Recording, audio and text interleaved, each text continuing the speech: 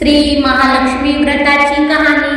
गुरुवारची कहाणी. श्री लक्ष्मीची कृपा आपल्यावर व्हावी, तिने आपल्याला घरात वास करावा, पैसा, शांती, समाधान घरात नांदावे म्हणून श्री महालक्ष्मीचे व्रत करतात.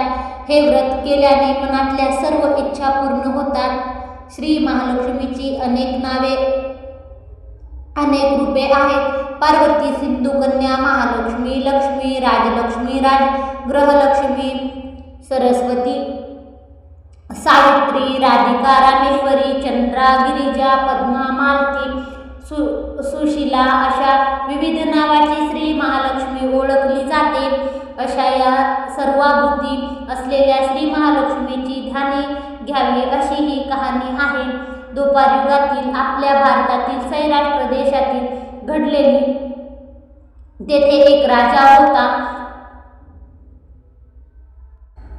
राजा राज्य करीत होता. त्याचे नाव भद्रश्रवा. तो शूर आणि दयाळू होता आणि प्रजा दक्ष होता. 4 वेद, 6 शास्त्रे, 18 पुराणे याचे ज्ञान त्याला होते. अशा या राजाच्या राणीचे नाव होते सूरजचंद्रिका. राणी रूपाने सुंदर होती, सुलक्षणी होती आणि पतिनिष्ठ होती. त्यांना एकूण 8 अपत्य होती, 7 पुत्र आणि त्याच्यानंतर झालेली एक कन्या. राणीने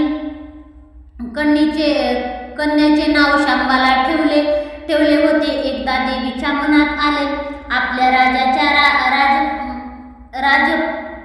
प्रजासदी राहावे, त्याने राजा आणखी सुखी होईल, प्रजेलाही तो आणखी सुख देईल. गरिबाकडे लक्ष राहील तर सगळ्या संपत्तीचा तो एकटा उपभोग घेईल. म्हणून देवीने एका म्हातारीचे रूप घेतले. फाटकी वस्त्रे नेसली. आधारासाठी काठी घेतली आणि काठी टेकत राणीच्या दाराशी आली.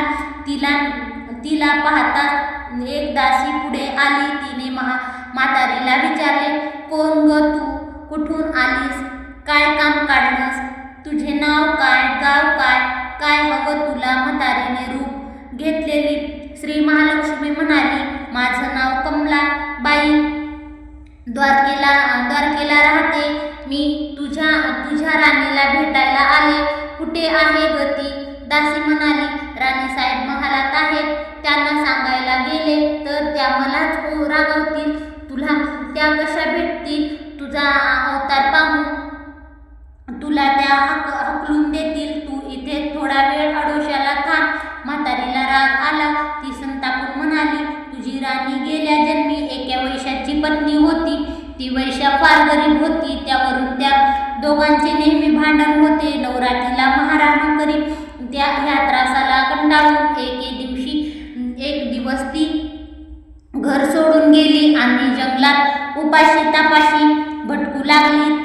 तिची अवस्था पाहून मला तिच्यावर दया आली, म्हणून मी तिला ऐश्वर्य, सुख आणि संपत्ती देणाऱ्या श्री महालक्ष्मी व्रताची माहिती सांगितली. त्याप्रमाणे तिने ते व्रत केले. तिच्या व्रताने श्री महालक्ष्मी प्रसन्न झाली. तिचे दारिद्र्य संपले. तिचे घर संपत्ती समृद्धीने भरले. तिच्या जीवनातील आनंद भरला. लक्ष्मी व्रत केल्यामुळे मृत्यूनंतर ती दोघे पती पत्नी लक्ष्मी लोकात वैभवात राहिली. या जन्मी तिचा जन्म राजकुळात झाला आहे. देवीच्या कृपेने ती आता राणीपदावर बसली आहे. महालक्ष्मी व्रताचा तिला आता विसर पडला आहे. तिच्यात आठवण करून देण्यासाठी मी येथे आली आहे. म्हातारीने बोलणे ऐकून दासीच्या मनात जिज्ञासा निर्माण झाली. म्हातारीला पाणी दिले, नमस्कार केले आणि म्हातारी म्हणाली, मला सांगाल ते व्रत मी करीन. ते नेमाने उठणार नाही, मातणार नाही, घेतला वसा टाकणार नाही. म्हातारीने दासीला लक्ष्मी व्रताची माहिती सांगितली. मग ती उठली व काठी टेकत निघणार. तेवढ्यात तरा महालातून बाहेर आली. फाटक्या वस्त्रातील म्हातारीला पाहताच ती संतापली आणि उर्मुटपणे म्हणाली, कोण कोण ग तू थेरडे, इथे कशाला आलीस, जा इथून. तिने पुढे होऊन म्हातारीला घालून दिले. ती म्हातारी म्हणजे प्रत्यक्ष महालक्ष्मीच होती. त्या राणीला कळले नाही. राणीचा तो उर्मटपणा पाहून महालक्ष्मीने तिथे न थांबता स्वस्थानी जाण्याचा ठरवले. राणीचा महाल सोडून म्हातारी निघणार तोच एक मुलगी लगबगीने बाहेर आली. ती मुलगी होती राजकन्या शांबाला. तिने येऊन म्हातारीला नमस्कार केले आणि कळवळून म्हणाली, आजी रागवू नका, माझी आई चुकली, तिच्यासाठी मला क्षमा करा. मी तुमच्या पाया पडते. कन्येचे ते बोलणे ऐकून श्री महालक्ष्मीला तिच्यावर दया आली. तिने शांबाला लक्ष्मी व्रताची माहिती सांगितली. तो दिवस मार्गशीर्ष महिन्यातला पहिला गुरुवार होता.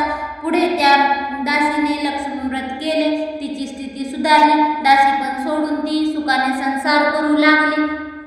राजकन्या शांबालाने भक्तिभावाने सांगितल्याप्रमाणे महालक्ष्मी व्रत केले. सगळे नेमधर्म पाळून दर गुरुवारी तिने हे व्रत केले. शेवटच्या गुरुवारी उपासना केली. लवकरच शांबालेचा विवाह मालधर नावाच्या राजपुत्राशी झाला. तिला राजवैभव मिळाले. लक्ष्मी व्रताच्या प्रभावाने तिचा संसार सुखी समाधान चालू लागला. पण इकडे भद्रश्रवा आणि राणी चंद्रिका यांना हळूहळू वाईट दिवस दिसायला लागले. त्यांचे राज्य गेले. त्यांचे सगळे वैभव ऐश्वर्य गेले. चंद्रिका राणी होती ती स्थिती आता बदलली आणि पाण्यालाही त्या महाग झाल्या. भद्रश्रवाला फार वाईट वाटे, पण तो तरी काय करणार.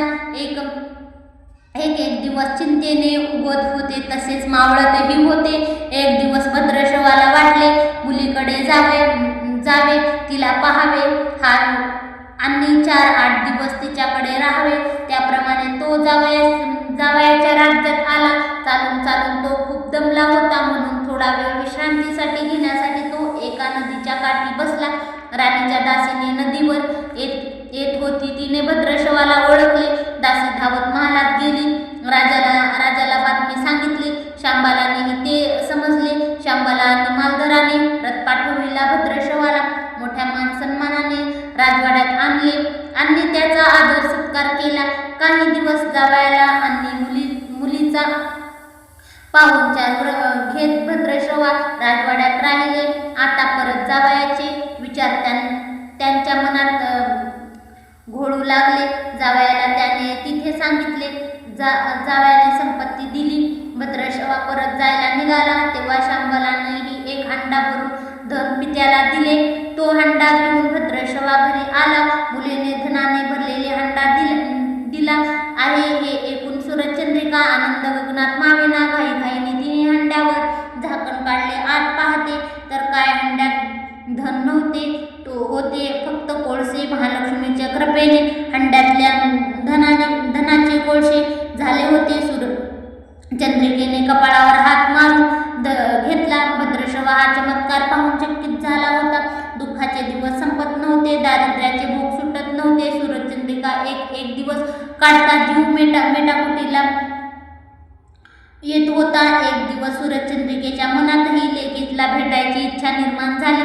त्याप्रमाणे ती लेकीच्या घरी जाण्यासाठी निघाली. तो दिवस मार्गशीर्ष महिन्यातला शेवटचा गुरुवार होता.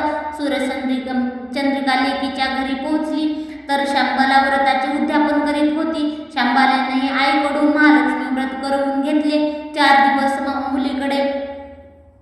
मुलीकडे राहून सूरजचंद्रिका परत आपल्या गावात आली. लक्ष्मी व्रत केल्यामुळे काही दिवसात त्यांना त्याचे पूर्वीचे वैभव परत मिळाले. राज्यप्राप्ती झाली. पुढे काही दिवसांनी आई वडिलांना भेटण्यासाठी म्हणून शांबाला माहेरी आली. पण बाप भेटायला गेला असता त्याला शांबालाने कोळसे भरून हंडा तरी दिला होता, पण आपल्याकडे मात्र काहीच दिले नाही. हा राग राणीच्या मनात होता. त्यामुळे शांबालाचे व्हावे तसे स्वागत कुणी केलेच नाही. राणीने एक प्रकारे तिचा अपमानच केला होता. शांबालाही आईचा राग आला नाही. ती पुन्हा आपल्या घरी जाण्यासाठी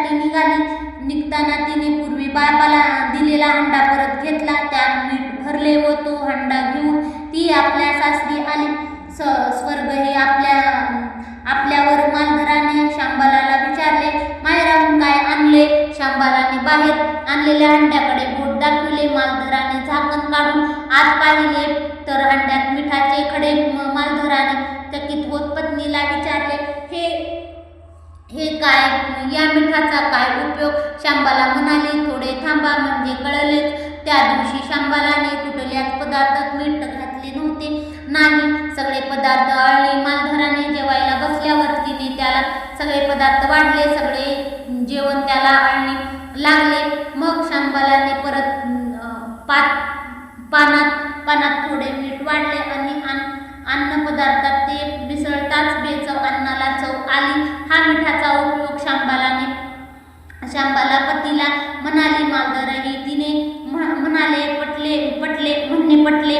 थोड्यात जे कोणी महालक्ष्मी व्रत श्रद्धेने आणि मनोभावे करतील त्यांना श्री महालक्ष्मी प्रसन्न होऊन त्यांच्यावर तिची कृपा होईल. पण श्रीमती आल्यावर सुद्धा माणसाने उतू नये, मातू नये.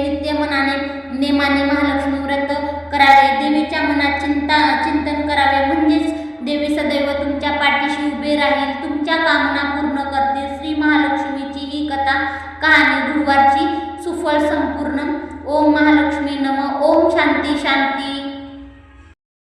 व्हिडिओ आवडला असल्यास लाईक, शेअर, सबस्क्राईब नक्कीच करा. श्री स्वामी समर्थ.